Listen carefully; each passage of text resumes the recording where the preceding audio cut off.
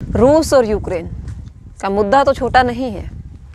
बहुत सारे साथियों के इसके ऊपर रिप्लाई भी आए। बहुत सारे साथियों ने ये भी कहा कि यूक्रेन की ये गलती है, रूस उसके ऊपर अटैक इसलिए कर रहा है। साथियों, हम किसी भी मुद्दे के ऊपर नहीं जाएंगे, हम किसी की गलती के ऊपर नहीं जाएंगे, हम ये करने का, किसी की गलती निकालने का प्रयास नहीं करेंगे, ना ही किसी की सराहना करेंगे। हम हमेशा यही कहते हैं कि युद्ध के अंदर यदि किसी को सबसे ज़्यादा असहनीय पीड़ा का शिकार होना पड़ता है तो वो है एक आम इंसान, एक आम जन।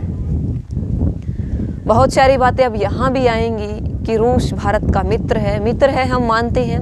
न जाने कितनी बार रूस ने भारत के लिए वीटो पावर का यूज़ किया है। ये चीज़ें आपने भी पढ़ी होंगी और मैंने भी पढ़ी हैं, और इन चीज़ों की हम रूस के धन्यवादी भी हमेशा रहे हैं कि उन्होंने हमारी इतनी मदद की है। दूसरी बात, हम ये कहते हैं कि हमारे बच्चे पढ़ने के लिए यूक्रेन में गए हैं, तो हमें यूक्रेन के साथ हमदर्दी दिखानी चाहिए। आज आप लोगों को ये बातें समझ में आ सकी हैं कि भारत के अंदर बहुत बड़ी बड़ी प्रतिमाएं हैं, भारत के अंदर बहुत बड़े बड़े मंदिर हैं, बहुत बड़ी बड़ी मस्जिदें हैं, भारत के अंदर बहुत बड़े बड़े महल हैं, और भारत के अंदर न जाने कितनी ऐसी संस्थाएं हैं, न जाने कितने ऐसे धार्मिक और पाखंड को उकेरने वाली ऐसी इमारतें हैं जो आज भी गवाही बनती गई है। चाहे मैं जिक्र करूं वर्ल्ड रिकॉर्ड बनाने का, चाहे मैं जिक्र करूं गिनीज बुक में नाम दर्ज करवाने का। अच्छा होता यदि हमारे देश के अंदर कोई न कोई ऐसा टेक्नोलॉजी की कोई संस्था बना दी जाती, कोई स्कूल ऐसे खोल दिए जाते, यूनिवर्सिटीज़ ऐसे खड़ी कर दी जाती, या फिर हॉस्पिटल्स ऐसे खड़े कर दिए जाते जहां हमारे बच्चों को बाहर जाना ही नहीं पड़ता।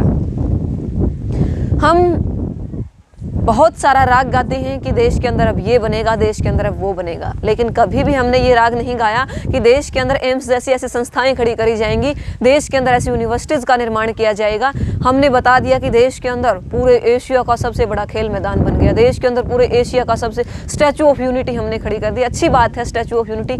हमारे देश के लोगों को उन चीज़ों के बारे में बताना, उन महापुरुषों के बारे में बताना जिन्होंने वाकई में यूनिटी का एक उदाहरण दिया है। हम सरदार वल्लभ भाई पटेल को गलत नहीं ठहरा रहे, हम उनके एक तरीके से मैं कहूँ कि हम ऋणी हैं, हम उनके कर्जदार हैं कि पूरे देश को एक करने का काम किया, पूरे देश को एकता के सूत्र में बांध करके उन्होंने ये चीज़ें सोची कि हाँ ये करना चाहिए।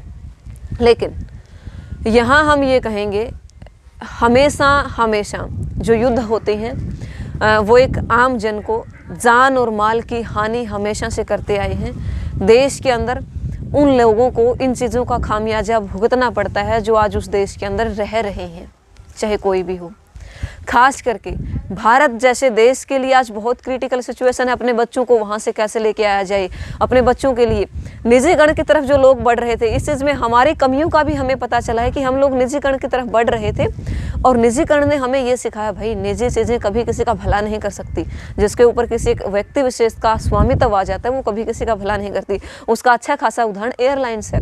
देश की सरकार बेशक से आज सरकार ने ये कहा हो कि हम अपने देश के बच्चों को फ्री में वापस लेकर के आएंगे, लेकिन एयरलाइंस ने क्या किया? इंडिया की वो एक संस्था जो हमें एक देश से दूसरे देश का भ्रमण करवाती है, एक देश से दूसरे देश की सैर करवाती है, हमें पूरे विदेशों, हमें पूरी दुनिया को घुमाती है, लेकिन उसने ये नहीं सोचा कि इंसानियत के नाते कम से कम ये चीज़ तो कर दी जाए। इन लोगों को, हमारे जो बच्चे हैं वहाँ फंसे हुए हैं, उनको टिकट बढ़ाने की, फ्री में लेके आने की बजाय बढ़ा दी गई है। तो स्वामित्व का एक रूप आप लोगों के सामने ये है, और मैं चाहूँगी आप इस रूप को अच्छे तरीके से समझें, देखें, और उसके बाद इन चीज़ों का विश्लेषण करें, एनालिसिस करें कि हमारा देश किस दिशा में जा रहा है। युद्ध बेशक से आज यूक्रेन रूस के अंदर हो, हमारी संवेदनाएं हमेशा से, पूरे देश की संवेदनाएं हमेशा से उन लोगों के साथ रही है जो किसी न किसी मुसीबत में रहा है, और युद्ध शांति क्रांति से आज गूंज रही है कि युद्ध नहीं चाहिए, क्योंकि युद्ध हमेशा नुकसान ही करते हैं, चाहे वो किसी का भी करें। और हम इस चीज़ को भी नहीं नकार रहे कि उन युद्धों के कारण जो भी हो, मैं उन चीज़ों पर नहीं जाऊंगी। आपने पढ़े भी होंगे, मैंने भी पढ़े हैं, आपको भी पता होगा कारण क्या रहे हैं, मुझे भी पता है। चाहे बात हथियाने की आई हो, चाहे बात बहुत जगह रूस का विरोध यूक्रेन के द्वारा करने की आई हो, बहुत सारी समस्याएं ऐसी रही है। यूक्रेन ने भारत का भी विरोध बहुत किया है, आप लोगों ने ये चीज़ें पढ़ी होगी, पहले नहीं तो युद्ध शुरू होने के बाद जरूर पढ़ी होगी। लेकिन युद्ध किसी देश का भला नहीं कर सकते, और युद्धों के अंदर क्या स्थिति पैदा होती है, भारत से ज़्यादा उस स्थिति को कोई भी देश नहीं जान सकता है। तो मैं उम्मीदें और आशाएं सिर्फ इतनी सी करूँगी कि आप हमारे देश के अंदर वहाँ युद्ध शुरू होने से क्या सिचुएशन पैदा हुई है, आप उन चीज़ों का विश्लेषण जरूर करेंगे और उसके बाद ये देखेंगे कि हमारे देश को किस चीज़ की ज़रूरत है। कमेंट बॉक्स में आपकी राय आमंत्रित है, और किसी नए विषय के साथ फिर मिलेंगे। तब तक दीजिए इजाज़त। नमस्कार, जय हिंद।